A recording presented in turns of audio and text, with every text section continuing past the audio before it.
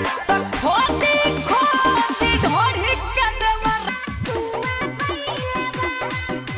प्रणाम, मैं सुमित पाठक और आप देख रहे हैं पाठक भोजपुरी।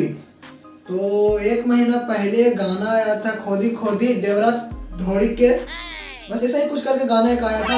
लिटरली बताओ तो मैं पूरा गाना अभी तक सुना नहीं हूँ, लेकिन अभी भी ट्रेंडिंग सेक्शन पे बता रहा हूँ कि एक महीना पुराना गाना हो, अभी ट्रेंडिंग सेक्शन में 22वां नंबर पर रैंक कर रहा है वो गाना। मतलब हम कह नहीं सकते कि भोजपुरी कहाँ जा रहा है अश्लीलता के कीड़ा।